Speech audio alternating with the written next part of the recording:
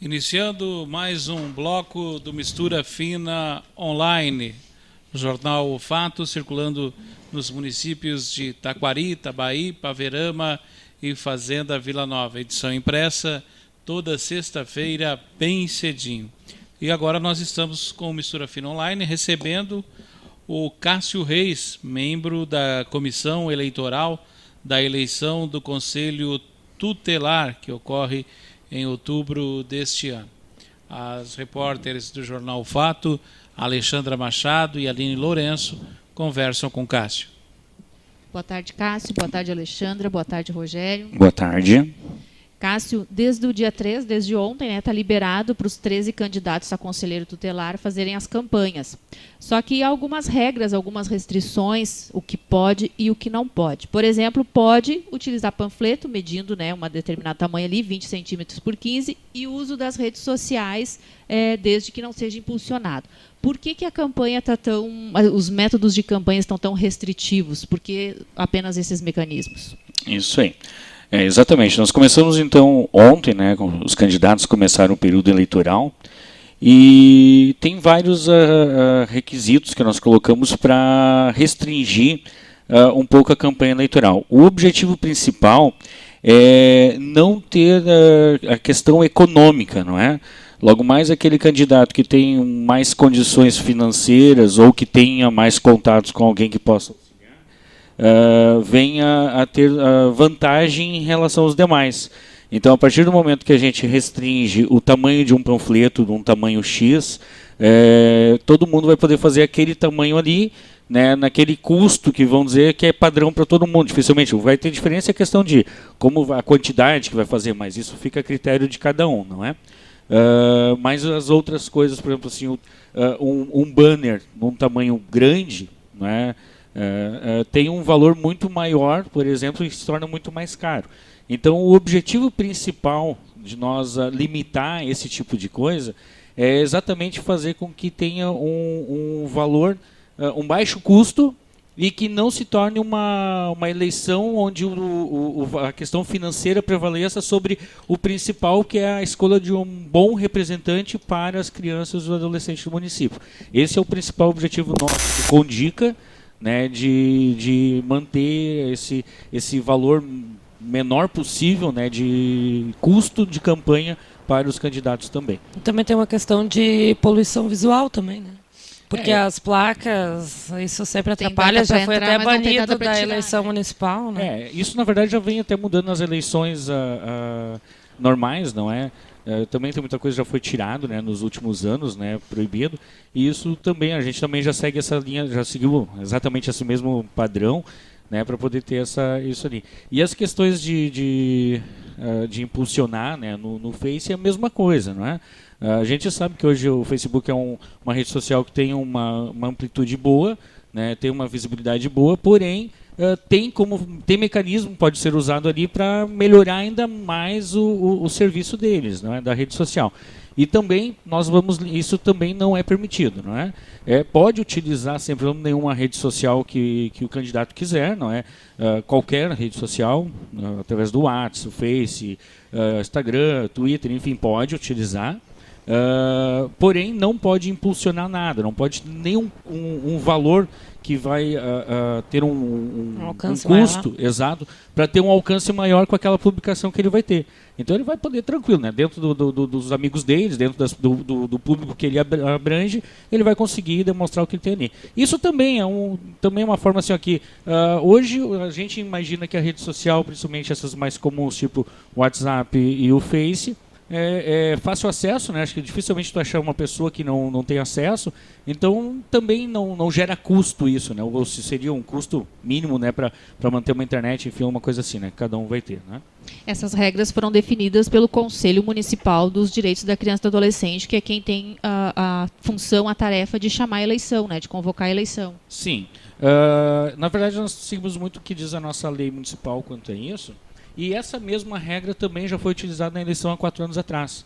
O mesmo tamanho de panfleto, a mesma questão de poder usar as redes sociais, só que sem ônus financeiro, né? Isso a gente já tinha seguido a outra vez, então a gente optou em manter da mesma maneira, porque acho que foi válido daquela vez, então vamos manter também nessa vez igual, dessa mesma forma. Quando se fala em panfleto, lembra um pouco aquela sujeira da eleição e alguma multa, penalidade para alguém que suje as ruas com panfletos? Nós temos vários pontos dentro dos nossos editais e dentro dos regulamentos que nós temos da eleição. O que não está aqui, a gente segue exatamente as mesmas questões das leis eleitorais, né? E dentro das leis eleitorais cabe multa aos candidatos em caso de comprovação de deixar alguma coisa de propósito, né? Sujeira, enfim, deixar santinhos na rua no dia da eleição, por exemplo. Então, o que não está no nosso edital, nós vamos seguir a regra eleitoral e prever justamente isso também, né? Então, pode sim os candidatos sofrer alguma penalização com relação a isso também, né? Se caso vier a acontecer alguma coisa desse tipo também. E o que não é permitido? Não é permitido fazer propaganda em prédios públicos? O que mais que não pode? O candidato, assim, ó, o que eu gosto de falar para os candidatos, inclusive na reunião que nós tivemos, eu disse muito para eles assim, ó, vamos pensar o que pode, né? O que pode? O pode é conversar com as pessoas, convencer as pessoas de duas coisas. Primeiro, convencer as pessoas de ir no dia 6 lá votar. Isso é o primeiro ponto. Porque como a eleição é facultativa, né, a pessoa pode não querer no domingo sair de casa para ir lá votar. Ponto. Isso é o primeiro ponto. O segundo é convencer a pessoa de votar em si. E isso eu acho que muitas vezes não é através de um material gráfico ou através de uma rede social. Isso sim é da pessoa conseguir convencer em cima dos objetivos. Então eu digo muito para eles, o que vocês precisam fazer como candidato? É convencer as pessoas de ir votar e votar em vocês. Acreditar no que vocês querem realmente fazer como conselheiro tutelar.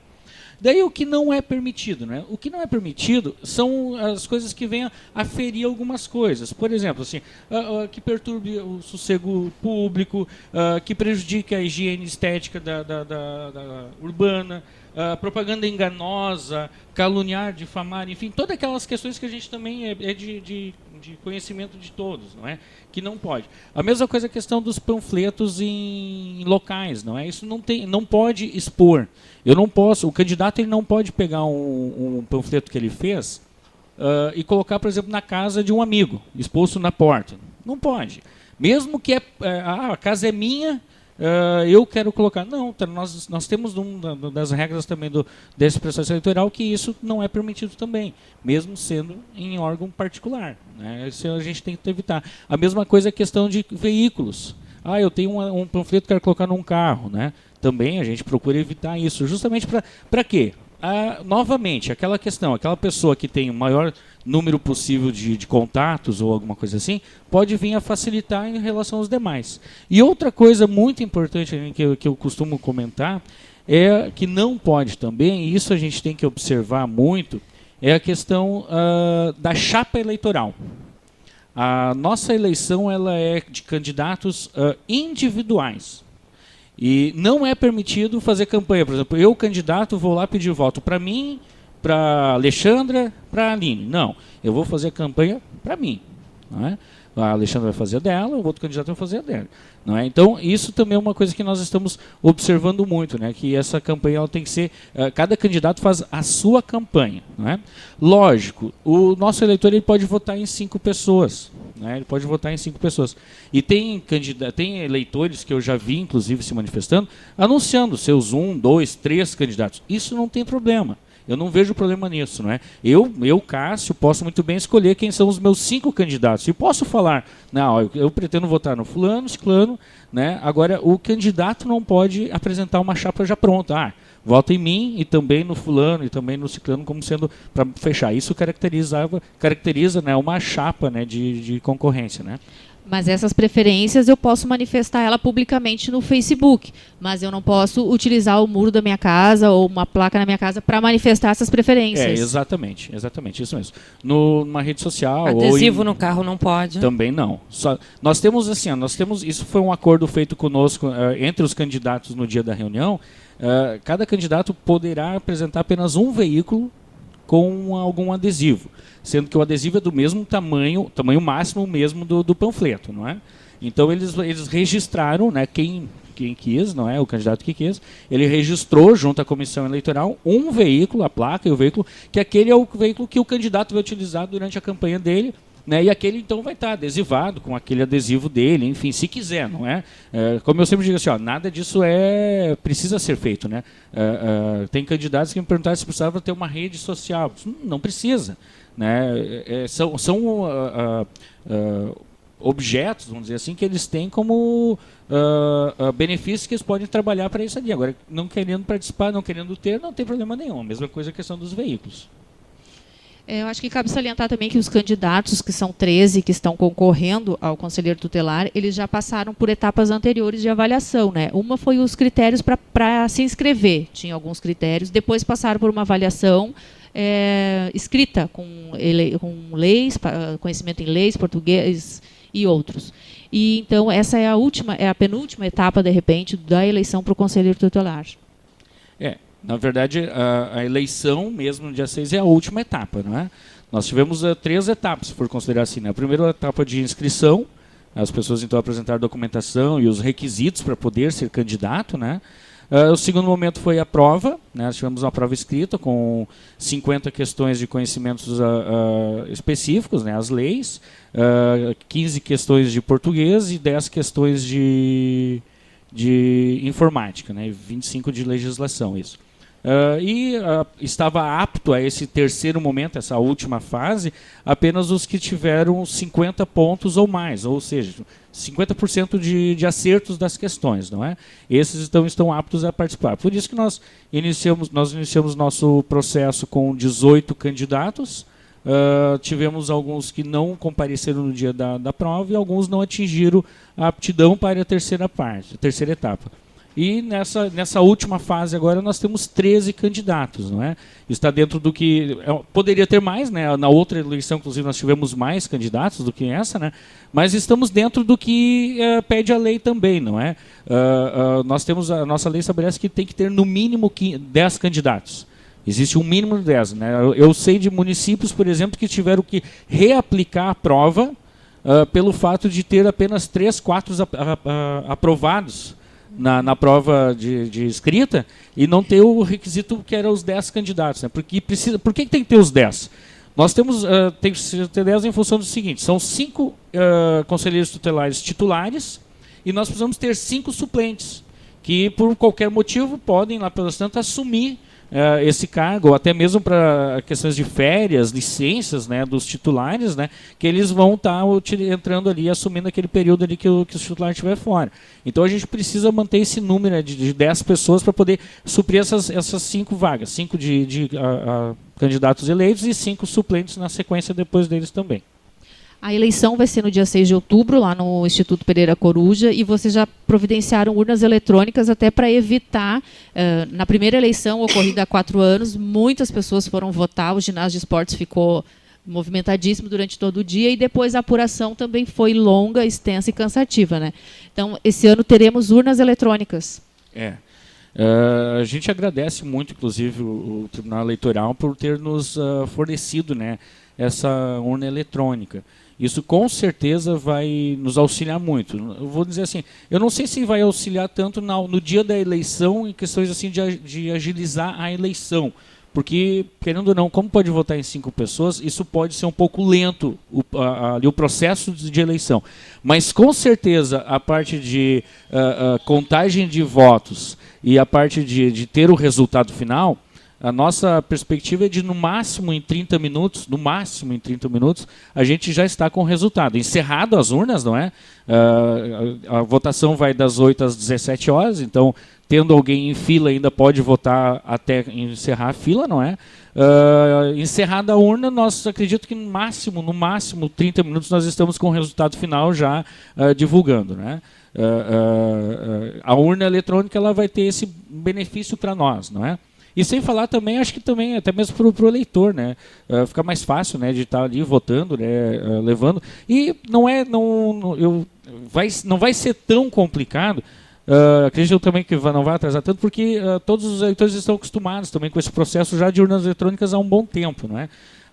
O que muita gente está com dúvida, que está surgindo muita dúvida, e eu peço muito a vocês, né, da imprensa, que nos auxiliem nesse sentido, de como votar, não é?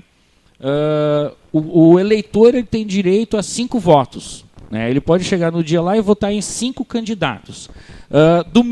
O procedimento de votação desses 5 candidatos é o mesmo procedimento de uma eleição, por exemplo, quando tem para governador, presidente, deputados. Não é?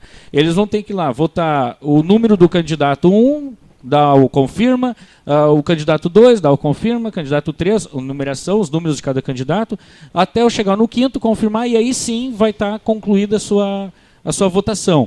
Não é? Tem muita gente me questionando aí, diz, tá, mas eu não quero votar em 5, eu quero votar só em 1, 2, 3, enfim. Né, o que eu realmente gostaria é de 2 pessoas.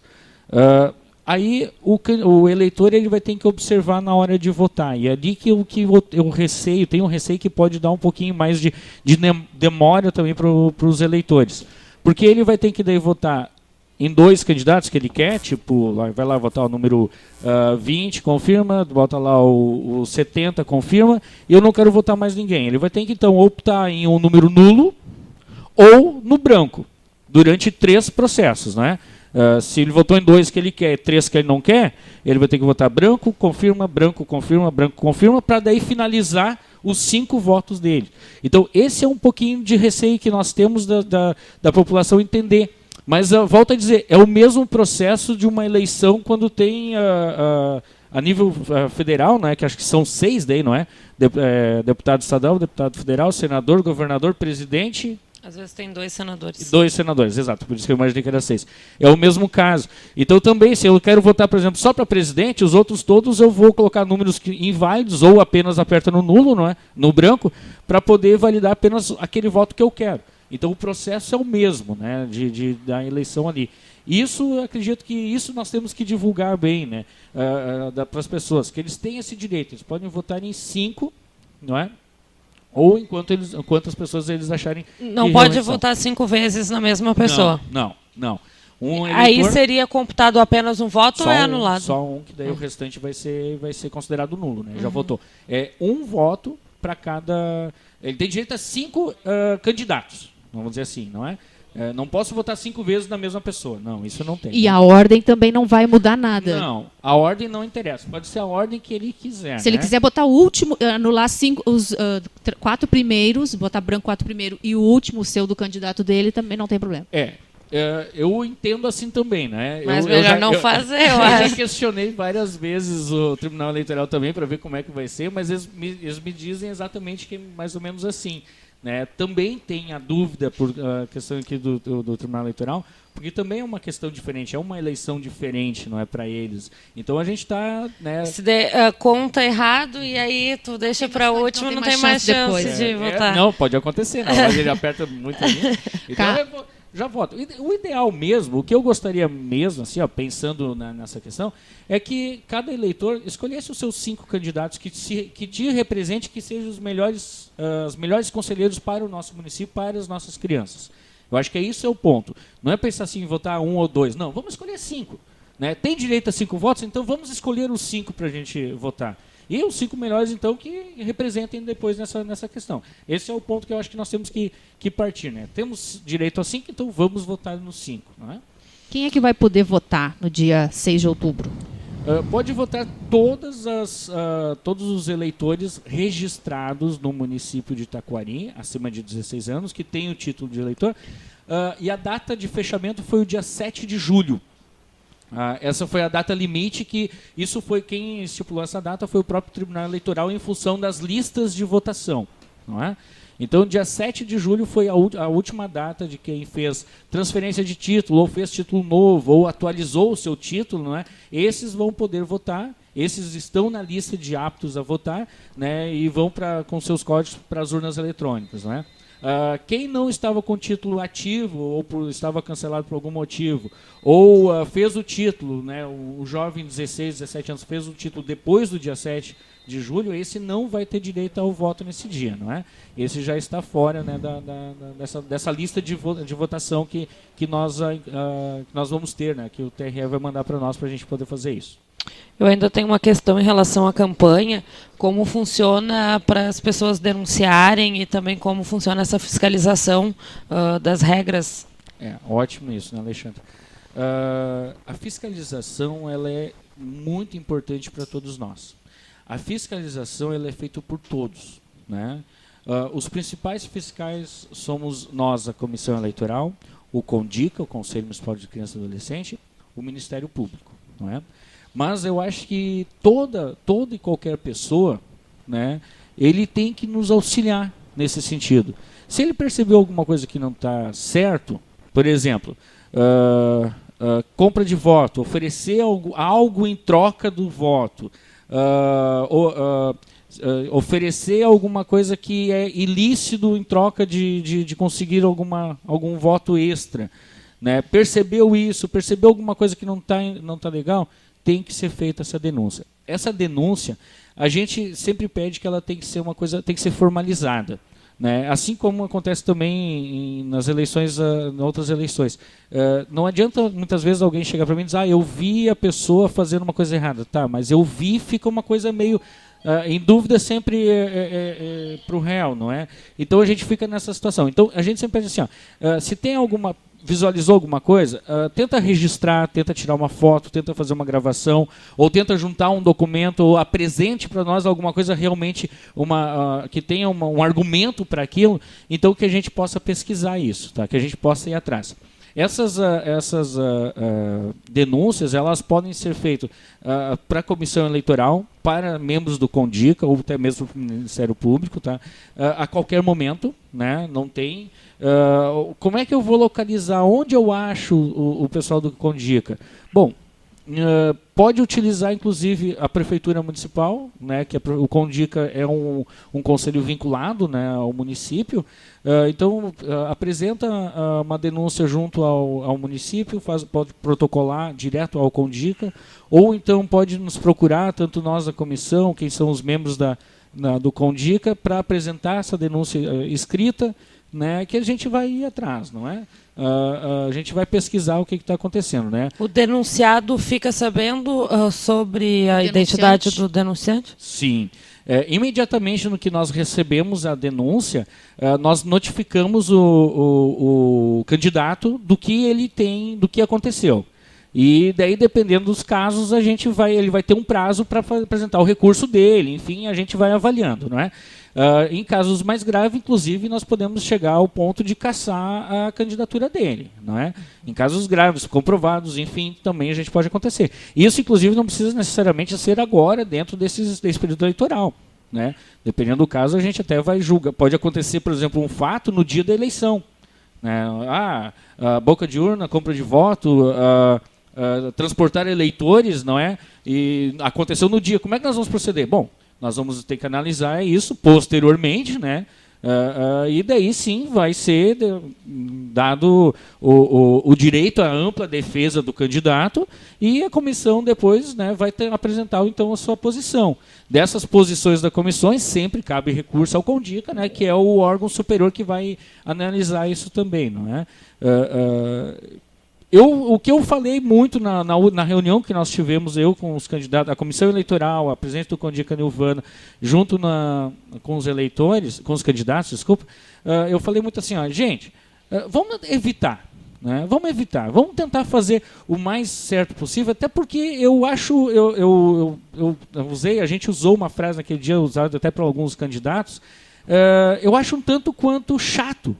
Uma pessoa que vai representar as crianças e adolescentes cometer algo que venha a querer usar de vantagens para ganhar um voto ou de fazer alguma coisa, né? Eu acho que fica até meio de contraponto, né, isso ali, né? Uma pessoa que é para ser o representante então de uma criança, de um que não tem o seu total poderes, né, sobre si, e vai utilizar de objetos ou de artimanhas, né, ilegais para fazer. Então, eu pedi muito para eles assim, que cada um faça uma eleição de muita conversa, de muita caminhada, de muito pedir voto, né, utilizando desses argumentos para poder convencer as pessoas, né, não gerar esse tipo de, que é até constrangedor, né? Eu considero isso bem constrangedor quando chega para mim, né, alguns fatos, algumas coisas assim, eu fico bem chateado com isso, porque eu fico imaginando assim, ó, né, nós estamos escolhendo alguém que vai representar um conselho que trata diretamente com criança e adolescente,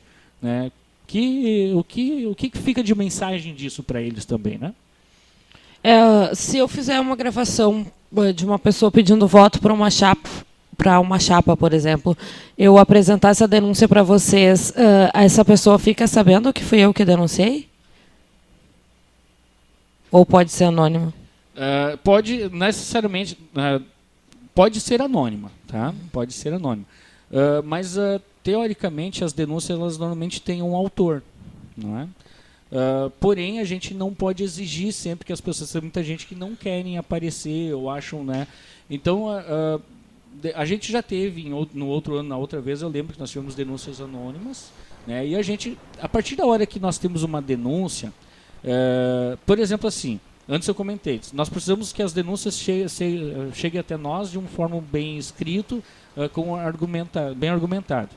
Porém, se eu, como membro da comissão, visualizar uma coisa errada, eu não vou esperar chegar uma denúncia para mim. Pô, eu estou vendo um negócio errado, então eu vou agir em cima daquilo ali. Não é? Agora, se eu não estou vendo, daí eu preciso ter alguma coisa. Então, se as pessoas veem uma coisa que não está legal e quiser denunciar anonimamente, pode ser feita a denúncia anonimamente. Só eu fico pensando muitas questões assim de como vamos conseguir ela tentar argumentar isso, não é? Porque, querendo ou não, assim, numa denúncia anônima, ela é mais fraca do que uma... Exato, né? Porque tem muitas vezes a gente tem que chamar pessoas para ser ouvidas, não é? Então eu vou ouvir apenas um lado, vai ser apenas, né? É difícil de trabalhar nesse sentido assim, não é? Mas pode, enfim, pode. Poder ter a denúncia anônima pode sem problema nenhum. Né? Uma gravação anônima vai passar para nós ali, né? Nós vamos avaliar. Toda e qualquer denúncia que chegar para nós, se nós avaliarmos que ela tem um caráter que algum candidato está sendo beneficiado com aquilo ali, nós vamos investigar com certeza, nós vamos atrás daquilo ali com certeza, né?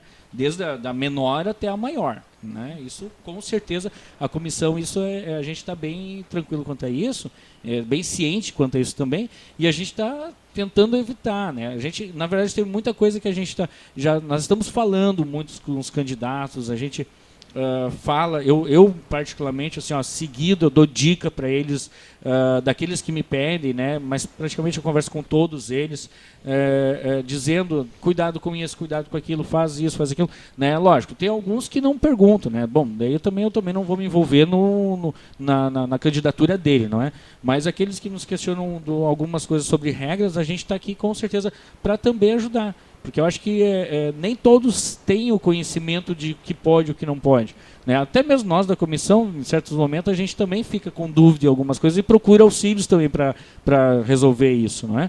Então, eu sempre digo assim, ó, na dúvida, questiona, vamos lá, a gente está aqui para se ajudar, vamos fazer uma eleição correta, bonita, limpa, né, para chegar nesse dia lá e a gente ter... um resultado positivo, né, tranquilo, vamos assim dizer, sem ter que tirar o sono de ninguém, sem estar se estressando tanto, né, posterior a tudo isso também. Isso. É isso aí. Agradecemos então a participação do Cássio Reis, ele que é membro da Comissão Eleitoral da eleição do Conselho Tutelar. Muito obrigado, Cássio. Só para finalizar, Rogério, o que eu gostaria muito de deixar, e acho que é um momento oportuno para isso, para lembrar algumas coisas, tá? A eleição, então, acontece dia 6 de outubro, na Escola Pereira Coruja, tá? Bem central. Nós teremos 10 urnas nesse dia que vão estar ali. As pessoas podem chegar tranquilamente ali no Pereira. Nós vamos ter pessoas do Conselho Municipal da Criança e Adolescente que vão estar indicando em qual das 10 urnas que os eleitores vão votar. Também eu não posso deixar, e é uma coisa que nós estamos pedindo para todos os candidatos comentarem com seus eleitores, e eu peço muito que vocês também, em todos os momentos, vocês puderem relatar alguma coisa sobre isso, que o eleitor ele precisa obrigatoriamente levar o título de eleitor e um documento com foto, tá? Precisa estar com isso em mãos para poder no dia votar. Sem esses documentos, nós não vamos ter como aceitar o voto do eleitor. Precisa ter esses 2 documentos. O título para a gente conferir o número, né, e a foto para confirmar que é a pessoa que está ali. O documento com foto para confirmar que a pessoa está ali.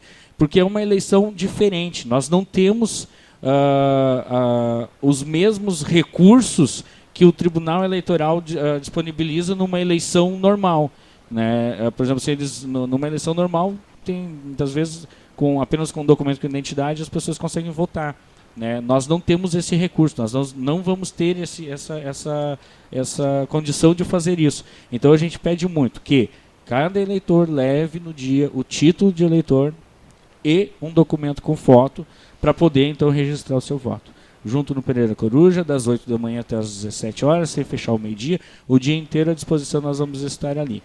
Todas as urnas vão estar distribuídas dentro da Escola Pereira Coruja nesse dia.